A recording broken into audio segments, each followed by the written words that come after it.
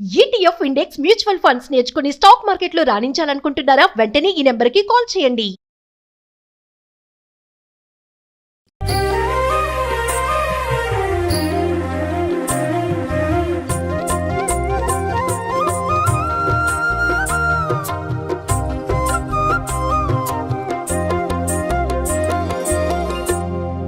మరి ఈ రోజు నైవేద్యం ఏంటో ఒకసారి చూద్దాం. రమ్మగారు ఈ రోజు ఏం నైవేద్యం చూపిద్దామండి? వాళ్ళ పులిహోర చేద్దాం జయ. ఓకే. అమ్మవారిని హరిద్ర అన్నైకరసిక అని చెప్తారు. అంటే పసుపచ్చటి అన్నం మీద ఇష్టం కలిగిన తల్లి. ఆవిడకి ఏ పసుపు రంగు అన్నమైనా పెట్టచ్చు. మన పసుపు రంగు అంటే మనం పులిహోర చేస్తాం కదా. అన్నం ఒక గ్లాసు కొంచెం పొడి పొడిగా అయ్యేలాగా 1-2 కంటే కొంచెం తక్కువ నీళ్ళు పోసి కాస్త నూనె వేసి వండేసి పక్కన పెట్టుకుందాం. అది చల్లారేసరికి మనం తిరగమాత పెట్టుకోవచ్చు అనమాట. సో బియ్యం పెట్టేస్తాను, ముందు కుక్కర్ పెట్టేస్తున్నాను. ఓకే. రమ్మగారు అన్నం అయిపోయింది కదా, ఇది పక్కన పెట్టేసుకొని మిగతాది మనం తిరగమాత పెట్టుకుందామా. ఈ లోపల కదా మనం ఈ పులిహోర అంటే చింతపండు పులిహోర చేయొచ్చు, నిమ్మకాయ పులిహోర చేయొచ్చు, దెబ్బకాయ, మామిడికాయ, ఉసిరికాయ పులిహోర కూడా చేయొచ్చు. అయితే ఏదైనా పర్వాలా, పసుపు రంగు అన్నాం కదా, మనం ఇవాళ మాత్రం చింతపండు పులిహోర చేసుకుంటాం. అలానేనండి. ఓ మూకుడు విశాలంగా, తర్వాత అందులోకి మనకి సరిపడా నూనె, ఒక గ్లాసే కదా మనం చేయబోతోంది. అవును, ఈ మాత్రం నూనె వేస్తే సరిపోతుంది. తాలింపు వేసుకుందామా ముందుగా? తాలింపు వేద్దాం. కొంచెం నూనె వెచ్చపడినివ్వు. మామూలుగా మనం ఎక్కువ పులిహోర చేసుకునేటప్పుడు పల్లీలు విడిగా వేయించి తోకంతా చక్కగా చెరిగేసుకుని పక్కన మనం వేసుకోవచ్చు. కాకపోతే ఇప్పుడు మనం ఏం చేస్తాం, పండక్కి బ్రీఫ్ గా గబగబా ప్రసాదం అయిపోవాలి కదా, అందుకని తాలింపులోని అన్ని వరుసగా వేసేసి చింతపండు కూడా అందులోనే వేసేసి అది పులుసు రెడీ చేసుకోవటం, అన్నంలో కలిపేసుకోవటం. మొత్తం కలిపి హార్లీ అన్నం వండటం ఒక 10 నిమిషాలు, తిరగమాత ఒక 10 నిమిషాలు అంతే. ఇది ఉండగానే అది కూడా చేసి పక్కన పెట్టుకోవచ్చు. చల్లారాక కలిపేసుకోవచ్చు కూడా. 10 minutes లో అయిపోవాలి, చాలా త్వరగా అయిపోతుంది. కొంచెం నూనె వేడెక్కనిచ్చి. అసలు పండుగ సందర్భం అంటేనే రకరకాల పనులు కార్యక్రమాలు ఉంటాయి కదండి. అంటే అమ్మవారి అలంకరణ అవి ఉంటాయి, మనం తాంబూలాలు, 2-3 ప్రసాదాలు, మామూలు వంట, ప్రతిరోజు దేవుని రూమ్ మనం శుభ్రం చేసుకోవటం, ఇవన్నీ ఉంటాయి కదా. ఇట్లా కొంచెం త్వరగా చేసుకోగలిగితే ఎక్కువ నైవేద్యాలు పెట్టుకొని తృప్తిగా అమ్మ ముందు కూర్చోగలుగుతాం మనం. అదే, ఎక్కువ నైవేద్యం కాదు, ఒక నైవేద్యం చేసినా మనం పూజ చేసుకోవడానికి వీలుగా కావాలి కదా. అవునవును. అందుకని కొంచెం స్పీడ్ గా అయ్యే విధానం అన్ని చేసుకోగలుగుతామండి, టైం ఉందంటే. అంతే. దీనికి ఏం చేయొచ్చు అంటే, ముందే చింతపండు నానబెట్టి 1 గ్లాస్ బియ్యం, ఆ మాత్రం గ్లాస్ అనుకోండి, దానికి 1 నిమ్మకాయ అంత చింతపండు సరిపోతుంది. దాన్ని వేడి నీళ్ళు పోసి పక్కన పెడితే శుభ్రంగా మెత్తగా అయిపోతుంది. పిసికేసి రసం తీసి పక్కన పెట్టుకోవాలి. మనం పులిహోర చేసేటప్పుడు మొదలు పెట్టకూడదు, అవన్నీ ముందు ప్లాన్ చేసుకోవటమే. ఇదిగో నూనె కొంచెం కాగింది. మామూలుగా 2 మెంతి గింజలు వేస్తాము, ఈ రోజు వేయట్లేదు. ఈ అమ్మవారి పులిహోర నైవేద్యాల్లో చేదు లేకుండా చేయాలని మీరు మెంతి గింజలు మాత్రం ఇవాళ వేయట్లేదు, మనం మామూలుగా వేసుకుంటాం. ఓకే, సరే. పల్లీలు దాంతో పాటే వేగిపోతాయి అన్ని ఒకేసారి. కొంచెం మూకుడు మంది పెద్దదే కదా. పచ్చిశనగపప్పు, తర్వాత మినప్పప్పు, వీటితో పాటే మన ఆవాలు కొంచెం సన్నావాలు కాబట్టి కాస్త మెల్లిగా వేసుకుందాము. ఎందుకంటే ఆవాలు టప టప టప అని మొత్తం పైకి వచ్చేస్తాయి. అవునవును. తర్వాత కొద్దిగా పప్పులు వేగు మొహం పట్టాక, మామూలుగా కొంచెం దొడ్డావాలనుకో ముందు వేసేసుకోవచ్చు. ఇవి సన్న ఆవాలు కాబట్టి కొంచెం లేట్గా. ఓకే, దీంతో పాటు మనం వేయాల్సింది ఏంటి, 3 ఎండుమిర్చి, తర్వాత పచ్చిమిర్చి 2 చీలికలు చేసి పెట్టుకుందాము.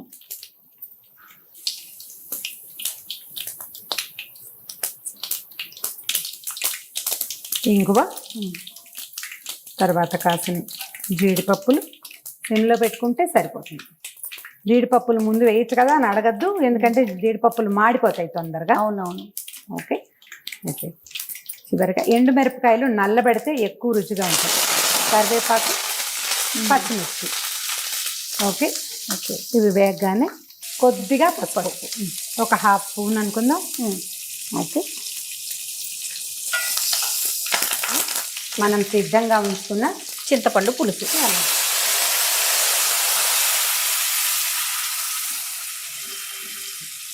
ఓకే, ఇప్పుడు ఈ చింతపండు పులుసు మనం ముందే వేసేసాం కదా, అవును. ఈ పులుసు మగ్గిపోతే ఏమవుతుందంటే ఆయిల్ పైకి వచ్చేస్తుంది. మనం ఆల్రెడీ వేసిన నూనె కనపడుతుంది చూడు. అవునవును. చింతపండు పులుసుని కొంచెం చిక్కగానే తీసి పెట్టేసుకోవాలి.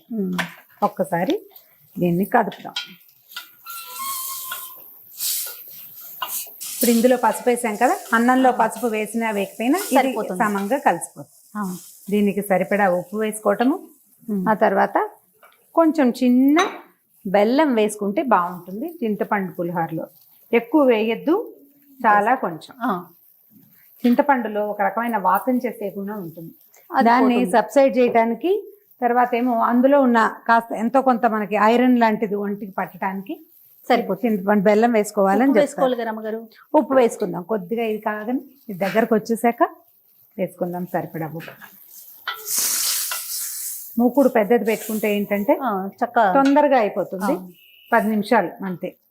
ఒక స్పూన్ ఉప్పు పడుతుంది, ఇంకా కొంచెం వేయచ్చు, కొద్దిగా అంతా పట్టదు, కొంచెం చాలు, సరిపోతుంది. ఇవన్నీ కూడా వీటికి కొలతలు ఏమి ఉండవు జయ, అందాజుగా చేయటమే అంతే. ఒక స్పూన్ ఉప్పు అంతే. ఓ నిమ్మకాయ ఎంత అంటే అది చిన్న నిమ్మకాయ పెద్ద నిమ్మకాయ అలాంటి పడకూడదు, ఏదో ఒక నిమ్మకాయ. ఓసారి చెడింది అనుకో రెండోసారి సైజు కరెక్ట్ గా తెలుస్తుంది. అప్పుడు ఏ నిమ్మకాయ సైజు అనేది మనకు అర్థం అవుతుంది. మెల్లిగా నూనె వచ్చేస్తుంది చూడు. అవునండి.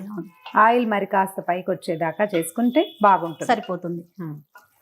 పులిహోర పోపు కొంచెం ఎప్పుడు ముదురు వేపే ఉండాలి. లేత వేపు తెల్లగా తీసుకుంటే అది ఏమవుతుందంటే లైట్ గా కనపడుతుంది, అందంగా కనిపించదు అనమాట వస్తువు. ఇది చూడు, మనం చింతపండు విడిగా ఉడకబెడతాం మామూలుగా. మనం తాలింపులోనే వేసాం, మనం వేసిన నూనె అంతా వదిలిపెట్టాం చక్కగా కదా. ఇది బాగా కలిసిపోతుంది. ఈ వేసిన పసుపు వల్ల అన్నానికి ఆ పసుపు అంటుతుంది. మనం పసుపు వేసి వండుకోవచ్చు ఒక విధానం. అన్నంలోనే మనం కొంచెం పసుపు నూనె వేసి వండుకోవచ్చు. మనం అందులో పసుపు వేయలేదు కాబట్టి ఇందులో ఎక్కువ వేసుకున్నాం. సరేనా? కొంచెం గట్టి పట్టుకో చెప్తా. అన్నం చల్లారిపోయింది కదా పూర్తిగా? చల్లగానే ఉందండి.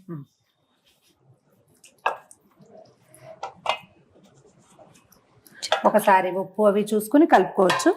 ఒకసారి కలిపేస్తే మొత్తం వేడిగా ఉంది కదా, అది కదలకుండా పట్టుకో.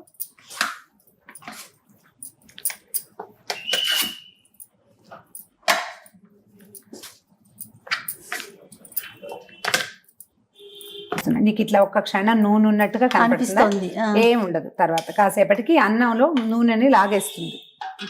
ఇప్పుడు వండిన అన్నమే కదా, నూనెని లాగేస్తుంది. మీ పులిహోరలో నూనె రుచి, నూనె వేయటం వల్ల నిలవ ఉంటుంది. ఇప్పుడు ఇవాళ చేసిన పులిహోర రేపు పొద్దుటి కూడా బాగుంటుంది, రుచిగా ఉంటుంది అందులో వేసిన నూనె వల్ల. అవునండి. చూడు ఇందాక అట్లాగా లేదు చూసావా? ఇప్పుడు కాసేపట్లో మొత్తం అరగంట అయ్యేసరికి ఈ మొత్తం నూనెని ఇది లాగేస్తుంది. మామూలుగా ఏం చేస్తారంటే పులిహోర చేతితో కలపాలని ఒక నియమం చేయాలి. చేతితోటి కలుపుకోవాలి. అది ఎట్లా అంటే పులిహోర మనకి ఇట్లా ముద్ద చేసామనుకో, ముద్దగా అయితే కరెక్ట్ పాళంలో ఉన్నట్టు, అది తర్వాత మెల్లిగా డ్రై అయిపోతుంది అన్నమాట. ముద్దగానే అవ్వాలి మొదట. అయిపోయింది పులిహోర రెడీ. మనం వేసిన జీడిపప్పులు, ఈ పప్పులు, పల్లీలు అన్ని చక్కగా కనిపిస్తున్నాయి చూడు. తాలింపు వేసినప్పుడు నీకు ముదురుగా తోచిన పోపు ఇప్పుడు చూడు దీని మీద అందంగా కనిపిస్తుంది. పసుపు కలర్ కూడా కరెక్ట్ గా ఉందండి. తయారైపోయింది జయ పులిహోర. ఇప్పుడు ఇది చింతపండు చేసాం మనం, కాకపోతే మనం నిమ్మకాయ అయినా తాలింపు వేసుకోవటం, నిమ్మరసం పిండి వేసుకోవటం. తాలింపు వేసి దబ్బరకాయ రసం. చింతకాయతో చేసేటట్టయితే చింతకాయ కొంచెం దంచి అది ఇందులో డ్రై పచ్చిదే కలిపేసుకోవటం. ఉప్పు సరిపోయిందో లేదో చూడం మనం, ఎందుకంటే ఇది నైవేద్యం కాబట్టి. అమ్మవారికి పసుపు పచ్చటి ఆహారం ఇష్టం కాబట్టి తప్పకుండా మొదటి రోజు నుంచి చివరి రోజు దాకా 9 రోజులు కూడా పెట్టచ్చు. తొలి రోజు నుంచి మనం వీలుని బట్టి. ఏ రోజు కుదరకపోతే ఆ రోజు మానేసినా కూడా పులిహోర ఒక తప్పనిసరి నైవేద్యంగా కూడా చేస్తారు చాలా చోట్ల. ప్రత్యేకంగా 2 రోజులు చెప్తాం కదా, ఆ తప్పనిసరి 2 రోజుల్లో తప్పకుండా చేసుకోవాలి. ప్రతిరోజు మనం అమ్మవారికి నైవేద్యాలు పెట్టుకుంటున్నాం కదా రమ్మగారు, అలానే ఈ రోజు కూడా అమ్మవారి ముందు ఈ నైవేద్యం పెట్టుకుని ఆ తల్లిని చక్కగా చూడమ్మా అని వేడుకుంటూ ఒక నమస్కారం పెట్టుకుంటే మళ్ళీ రేపటి నైవేద్యం ఏమిటో ఆలోచిద్దాం. ఓకే రమ్మగారు. ఓకే జయ.